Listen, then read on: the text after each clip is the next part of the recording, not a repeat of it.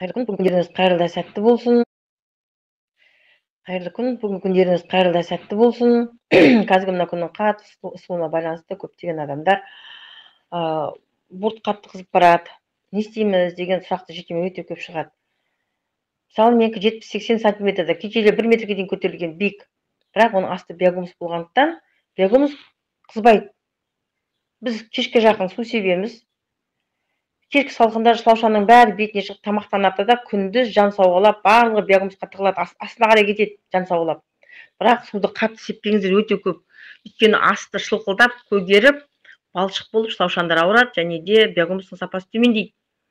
Сол үшін кешкі жақын жаңбырлатып шашыңыздар, таңға дейін жаңағы тамақтанып, күнімен ұйықтайды олар енді. Азып кеткен себебі де сол, өйткені күн ыстық, күндіз тамақтана алмайды. Ал енді жаңадан бастағандар бұртты жұқартыңыздар.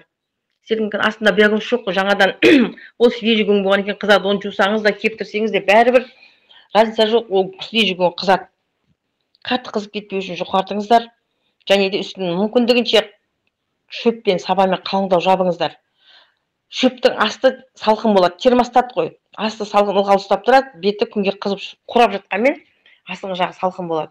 Мүмкіндігінше үстін шөппен қалыңдау жабыңыздар. Сосын суды жаңбырлатып шашыңыздар, шылқылдатпаңыздар.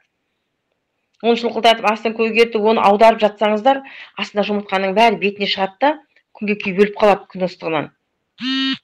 Сол үшін жаңадан бастап отырғанда тек қана бесақаны алып, арасына кіргізіп, метан газын шығарып отырыңыздар.